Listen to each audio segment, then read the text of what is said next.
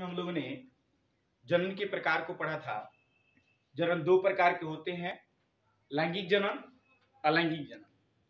लैंगिक जनन के बारे में हम अगले वीडियोस में पढ़ेंगे, लेकिन आज की वीडियो में हम लोग विशेष रूप से अलैंगिक जनन के प्रकार के बारे में पढ़ेंगे।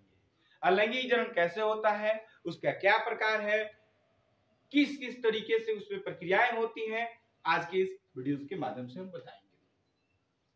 अलैंगिक जनन के निम्नलिखित प्रकार हैं। विखंडन के द्वारा अलैंगिक जनन होता है, मुकुलन के द्वारा अलैंगिक जनन होता है, बीजाणु निर्माण के द्वारा अलैंगिक जनन होता है, खंडन के द्वारा अलैंगिक जनन होता है, पुनर्उद्भवन के द्वारा अलैंगिक जनन होता है और कायिक जनन के द्वारा अलैंगिक जनन होता है। तो सबसे पहले हम लोग ये बात को ध्यान रखें, अगर कोई क्वेश्चन आता है एग्जाम में कि अलैंगिक जनन के प्रकारों को लिखें या अलैंगिक जनन के प्रकारों को बताएं, तो हम आसानी से इसको लिख सकते हैं कि अलैंगिक जनन के निम्नलिखित प्रकार होते हैं। पहला में लिखेंगे विखंडन, दूसरा में लिखेंगे मुकुलन, तीसरा में लिखेंगे बीजाणु निर्माण, चौथा में लिखेंगे खंडन, पांचवें में लिखेंगे पुनर्उद्भवन और छठे में लिखेंगे कायिक जनन। सबसे पहले विखंडन क्या है, विखंडन किस प्रकार से होता है? तो विखंडन अलैंगिक जनन की एक ऐसी विधि है जिसमें समसूत्री विभाजन या गुणसूत्री विभाजन के उपरांत दो या दो से अधिक जीवों का निर्माण होता है, उसे विखंडन कहा जाता है। फिर से एक बार समझेंगे। विखंडन अलैंगिक जनन की एक ऐसी विधि है जिसमें किसी भी कोशिकाओं का समसूत्री विभाजन या गुणसूत्री विभाजन के उपरांत दो या दो से अधिक जीवों की उत्पत्ति होती है, उसे क्या कहते हैं? विखंडन के द्वारा अलैंगिक जनन कहते हैं। इसमें विखंडन के द्वारा अलैंगिक जनन दो प्रकार के होते हैं, एक को बोलते हैं द्विक विखंडन और एक को बोलते हैं बहुविखंडन। द्विक विखंडन क्या है और बहुविखंडन क्या है? बहुत थोड़ा सा इसमें डिफरेंस है, थोड़ा सा अंतर है। अगर हम इसको समझेंगे तो बहुत आसानी से हम इसको समझ सकते हैं। विखंडन का जिस प्रकार से हमने डिफिनीशन दिया, जैसे हमने बताया कि विखंडन एक ऐसी प्रक्रिया है जिसमें कोशिकाओं का समसूत्री या गुणसूत्री विभाजन के उपरांत दो या दो से अधिक जीवों का निर्माण हो जाता है, तो उसे क्या कहते हैं? खंडन कहते हैं, विखंडन कहते हैं।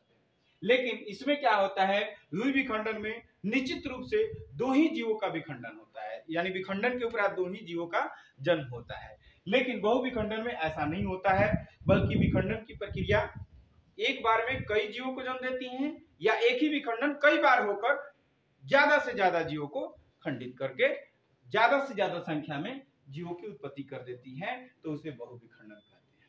ध्यान से समझेंगे। द्विविखंडन क्या है कि विखंडन की वह प्रक्रिया जिसके द्वारा दो ही जीवों की उत्पत्ति होती है, यानी विखंडन के उपरांत दो नए जीव बनते हैं, तो द्विक विखंडन कहलाता है। और बहुविखंडन ऐसी प्रक्रिया होती है जिसमें विखंडन की प्रक्रिया एक बार में कई भाग में हो जाते हैं, जिससे ज्यादा से ज्यादा संख्या में जीव बन जाते हैं, या एक ही विखंडन कुछ ही समय में दो तीन टर्म में हो जाती है, जिससे भी ज्यादा से ज्यादा जीव बन जाते हैं, तो ऐसे विखंडन को बहुविखंडन कहा जाता है। दूसरा पॉइंट आता है मुकुलन। मुकुलन अलैंगिक जनन की विधि है। क्या है, कैसे है? थोड़ा सा इसको ध्यान देना है कि मुकुलन अलैंगिक जनन की एक ऐसी विधि है जिसमें किसी भी जीवों के या किसी भी जीवों के आंतरिक भाग में या बाह्य भाग में नए भागों का निर्माण होता है, और नए भाग को हम कलिका कहते हैं, कलिक कहते हैं। अगर क्वेश्चन आता है कि कलिक क्या है, तो हम उसका उत्तर दे सकते हैं कि कलिक किसी भी जीवों के द्वारा कोशिकीय विकास के द्वारा उभरा हुआ नया अंग या नया भाग, वो कलिक कहलाता है। तो मुकुलन में होता क्या है, उसे मुकुल कहते हैं हिंदी में, और उसी को बड इंग्लिश में कहा जाता है। और बड जब टूट जाता है और नया जीव बन जाता है तो उसको बडिंग कह देते हैं। ये इसमें थोड़ी सी बारीकी वाली बात है कि विखंडन में हमने क्या देखा, फ्यूजन, क्योंकि एक कोशिका समसूत्री से या गुणसूत्री से जैसे भी वो विभाजित हो रहा है, और दो से दो या दो से अधिक जीवों का निर्माण कर रहा है तो वो क्या हो गया, विखंडन। उसी प्रकार मुकुलन को समझना है कि मुकुलन में क्या होता है कि किसी भी जीवों के अंदर कोशिकीय विकास आंतरिक रूप से हो या बाह्य रूप से हो, और उसके अंदर अगर ये नए कलिक बन रहे हैं और कलिक टूटकर फिर नए जीव का रूप ले लेते हैं, तो इस प्रकार के जनन को मुकुलन कहा जाता है। यानी इसको शाब्दिक या एक छोटे से परिभाषा के रूप में अगर हम समझे कि मुकुलन क्या है, बडिंग क्या है, तो बडिंग एक ऐसी प्रक्रिया है या मुकुलन एक ऐसी प्रक्रिया है जो एक अलैंगिक जनन की विधि है। इसमें किसी भी जीव के आंतरिक या बाह्य अंगों का एक विकास होकर मुकुल का निर्माण करता है, और वो मुकुल, वह बड जब टूट जाता है तो नए जीव का निर्माण कर देता है। उसे क्या कहते हैं, मुकुलन कहते हैं। समझ गए होंगे? फिर से मैं एक बार बताता हूं, मुकुलन अलैंगिक जनन की एक ऐसी विधि है जिसमें आंतरिक या बाह्य अंगों में कोशिकाओं का विकास होकर नए अंग या बड, मुकुल उसे कह सकते हैं, वो विकसित होता है और वहां से वो क्या हो जाता है, टूट जाता है और नए जीव बन जाता है। तो उसे क्या कहते हैं, मुकुलन कहते हैं। मुकुलन दो प्रकार का, बहिर्जात मुकुलन, अंतर्जात मुकुलन। यानी ये बहिर्जात मुकुलन क्या है और अंतर्जात मुकुलन क्या है? बहिर्जात मुकुलन वैसे मुकुलन को कहते हैं जो किसी भी जीव के शरीर के बाहर की तरफ मुकुल बनता है, बाहर की तरफ बडिंग बनता है, तो वो क्या कहलाता है, बहिर्जात मुकुलन।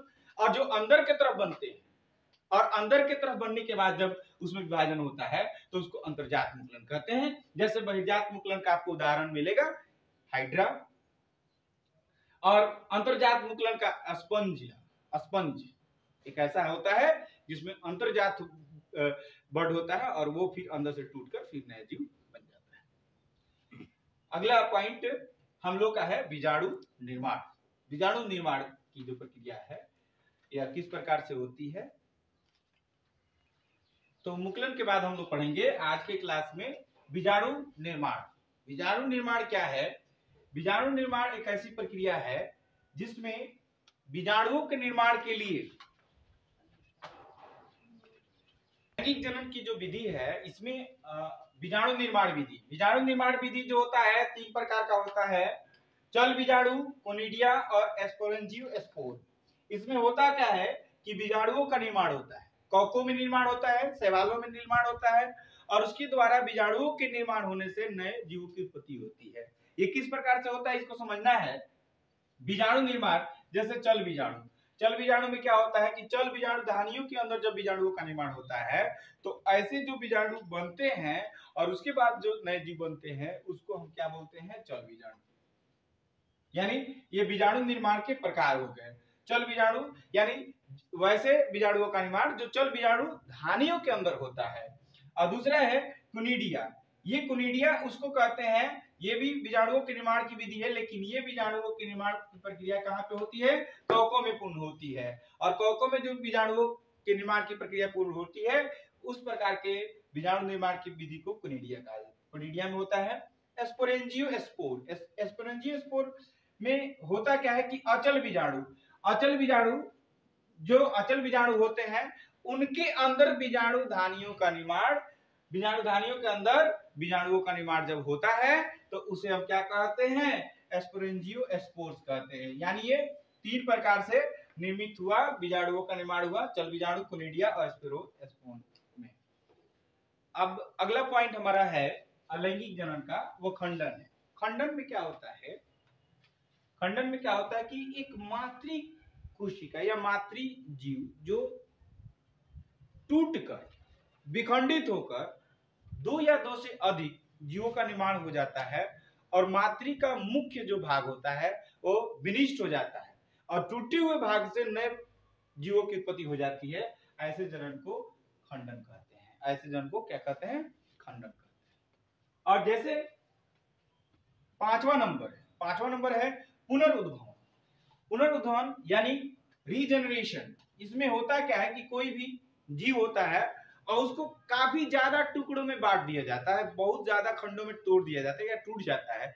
जैसे स्पंज होते हैं वो जब ज्यादा से ज्यादा टुकड़ों में टूट जाए, यानी वैसे जीव जो जीवों के शरीर क्या हो जाए, ज्यादा से ज्यादा भागों में विखंडित हो जाते हैं और वो खंडित अलग अलग भागों से नए जब जीव बन जाते हैं जब नए नए भाग बन जाते हैं तो ऐसे जनन को पुनर्उद्भवन कहा जाता है। यह एक अलैंगिक जनन की विधि है। अब आता है कायिक जनन, वेगेटेटिव रिप्रोडक्शन। वेगेटेटिव रिप्रोडक्शन जो है एक बहुत बड़ा टॉपिक है अलैंगिक जनन का, जिसको हम नेक्स्ट वीडियो में बताएंगे। लेकिन अभी हम इसको वेगेटेटिव रिप्रोडक्शन को मैं आपको डिफाइन करूंगा कि वेगेटेटिव रिप्रोडक्शन किसे कहते हैं, कायिक जनन किसे कहते हैं।